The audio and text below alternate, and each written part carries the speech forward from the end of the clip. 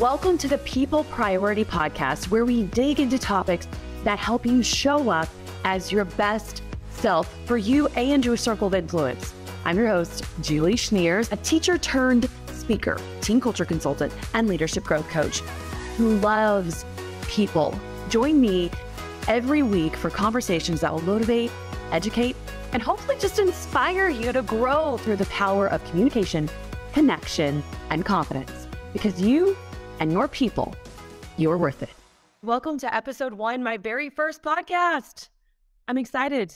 I'm excited to share with you because I'm very passionate about what I'm talking about, and that is people need to be the priority in every space. It's also linked to why you're a leader in every space, your classroom, your boardroom, maybe your living room, in every organization that you're a part of, in every space that people are in your circle of influence, you have the opportunity to lead. So the hope with this podcast is, one, to help you flip your focus to making people the priority and making sure that the outcome we wanted to accomplish is accomplished. And we forget that the people helping us accomplish that, the people creating the output, the people on that journey with us need to be the priority, and we will get there faster and we will do better. So that is my hope. It's my hope as a leadership coach. That's my hope as a team culture consultant. And it's for sure my hope as an inspirational speaker is that I help people in that space. That means that in this podcast, we are going to look through the lens of communication, connection, and confidence. And because being a coach is for sure where my heart is, we're going to start with the lens of self. Everything has a piece of what do I bring to the table? How am I communicating with my own head and heart? How am I leading with confidence? How am I connecting with where I am? So before I can even link to others, before I can influence my circle of influence, I have to take care of me. So I'm hoping to be able to throw together pieces of self, pieces of others in communication, connection, and in confidence. But before we dig any deeper into the people priority and the 3 C's, I just want to share a little bit about me. My name is Julie Schneers, and I am married to a farmer, and we have 2 kids. My daughter's name is Brinley, and she is in 5th grade and tall, just like me. Yes, I'm tall. I know you don't see me and you just hear my voice, but I'm very tall, and I was always bad at athletics. So that's a fun thing about me. And then I have my son who is in 2nd grade, and my kids are super fun and they're super involved. So of course I'm balancing life and work and family, just like a lot of you. I was a speech and debate coach at a high school for 13 years, and I loved every single second of it, even the hard times. I'm often reminded by dear friends and my husband that I did not love all of it. And it's just like having a baby. You forget the things that you hated about it. But I did have some of the most incredible experiences. I have some of the most wonderful memories of coaching in that time. When I left the classroom, we had 120 kids on our team. We had state and national champions in different events and leaders that were working all over the world, which is just a cool thing about being a teacher, is watching your kids have these incredible moments, whether it's success with a friendship in the classroom or success in the competition realm. But not only that, to graduate and go off and do cool things in your life. Like there's just so many rewarding pieces to being a teacher. And I'll tell you, what made me leave the classroom is not that I was done with being a teacher. Matter of fact, I still miss being a teacher. I miss my kids. I miss competition. I miss those relationships. What pushed me out of the classroom was this heart piece that was being created in me by the kids that I once coached, who are now sitting in this leadership realm and working in all kinds of different spaces. I mean, all kinds, because I coach debate, I coach speaking, I coach interp. So I've got kids who are doing all kinds of things all over the nation. But for 3 years in a row, had kids come back and say, I am not enjoying the people in my space.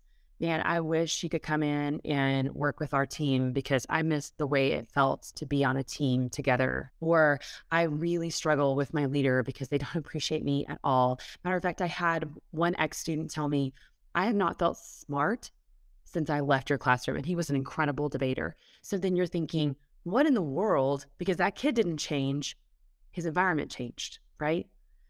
And when you've had that happen for 3 years in a row, and I've had different kids say, man, why don't you come work in our space? And then doors started opening. And to be honest, I'm a woman of faith, and I just felt like God was pushing me in this space.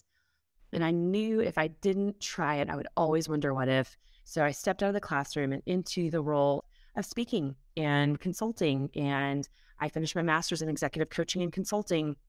So now I do leadership coaching. I love every single one of those elements as much as I loved coaching. So even though I miss the classroom and I miss kids, I really love what I get to do now.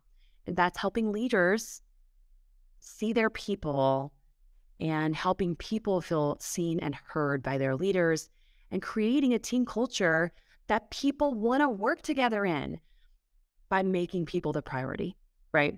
So that's what I get to do now. That's kind of how I got here. And I work with organizations and school districts all over the nation of all shapes and sizes. I worked with really big companies, hospital systems, fast food, education, nursing organizations. Like I've worked with all kinds. And the tie that binds in all of those spaces is people. So that's what I get to do. I get to work with people.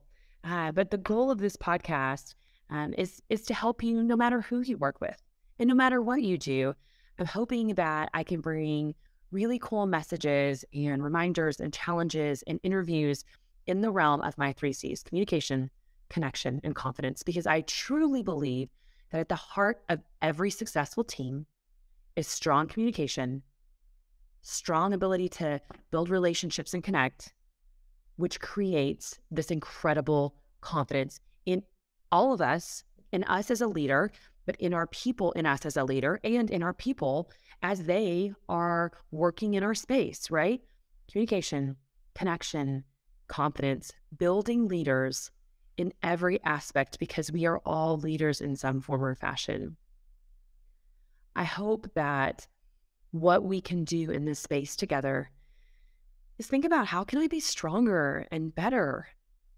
And what can I do to grow myself and my team? Because right now, the reason I get hired the most is because people are struggling with team culture. People are asking me, how do I retain my people? How do I recruit better? How do I make this generation gap that I'm seeing in the office disappear?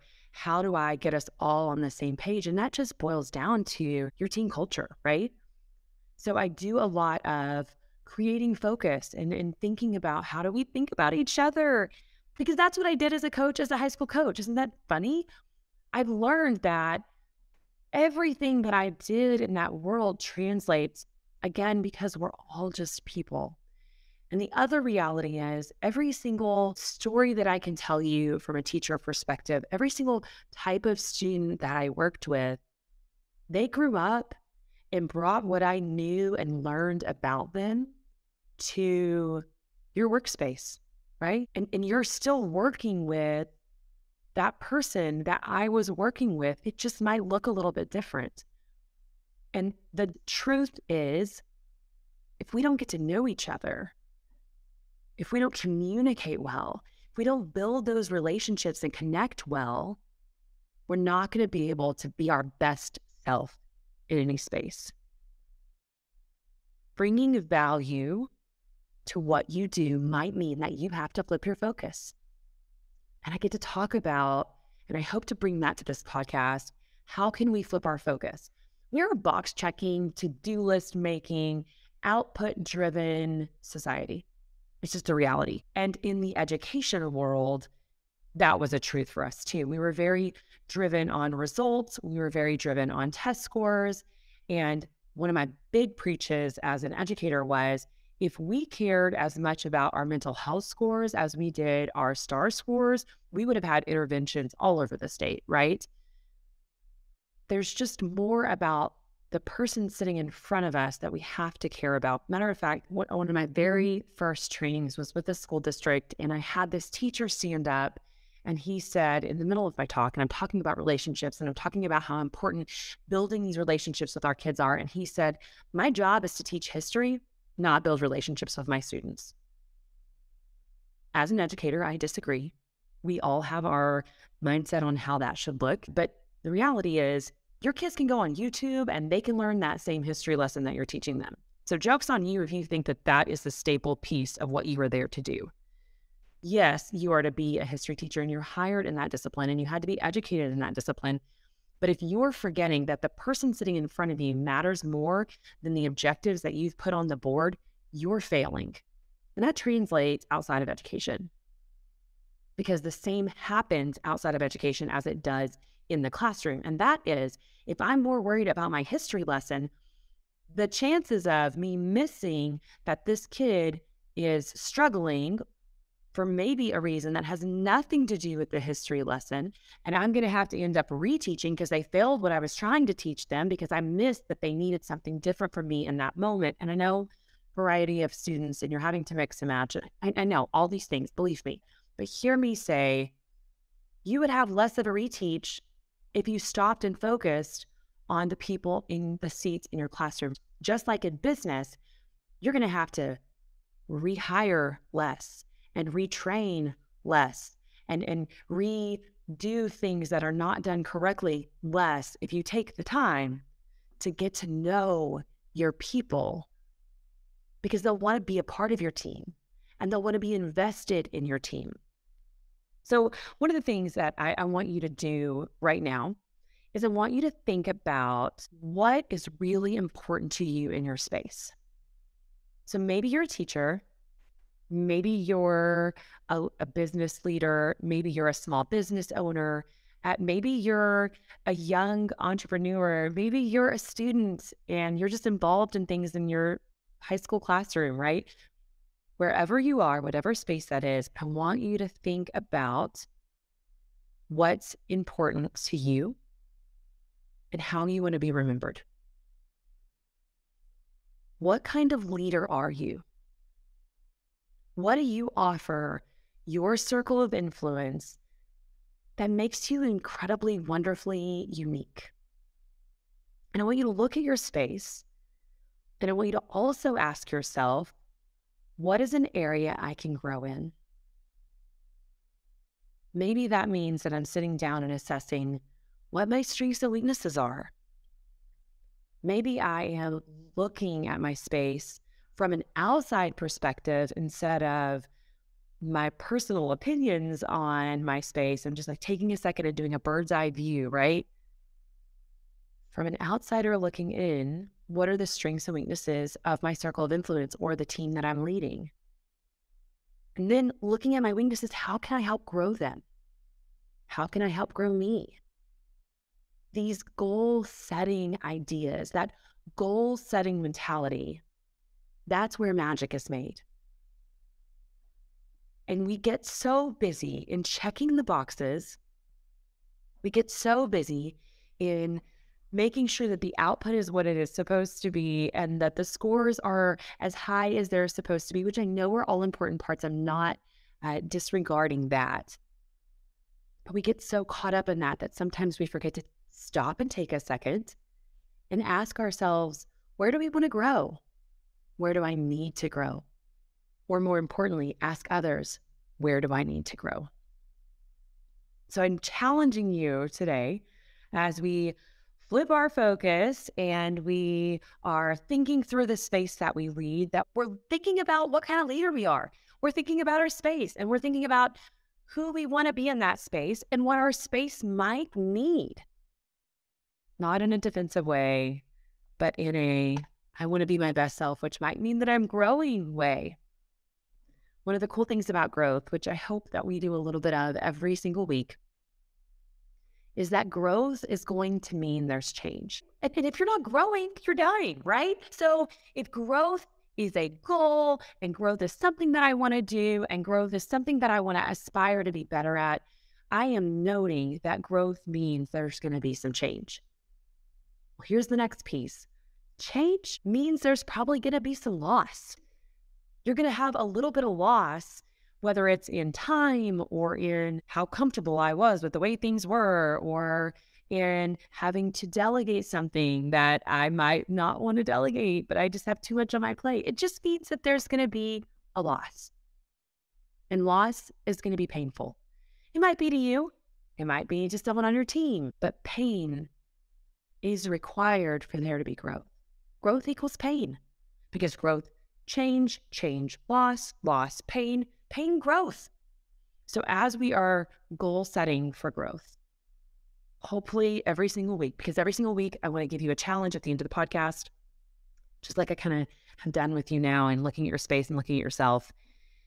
And just noting that growth could mean that it's a little bit painful because you're making changes. But making changes can be a beautiful thing. And I hope that as we deep dive into communication and connection and confidence, that you're thinking about ways you can flip your focus. And you're thinking about ways that you can be your best self for the people in your space. I hope that this new People Priority podcast turns into something that can be helpful to people, because I am a helper and I love making sure that I am being beneficial for the people in my space. And I love feeling like I can make an impact. And my goal is to just be there for others. So if you are listening to this and you're thinking, oh, communication, connection, confidence, I have a question about one of those. I have an idea that I would like her to spend some time on.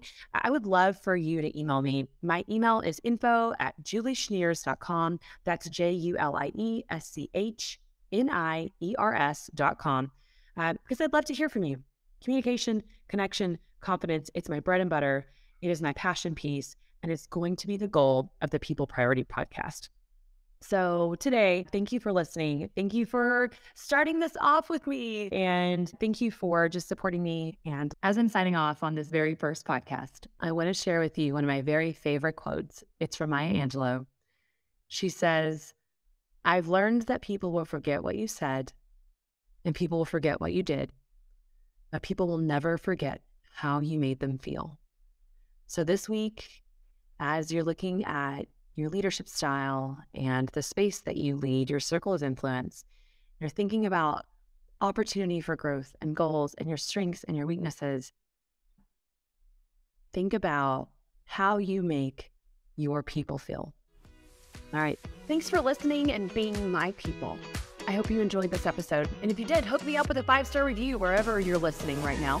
And as always, don't forget to subscribe to the People Priority podcast, so you don't miss out on more tips, tricks, and important reminders. All right, I'll see you next week.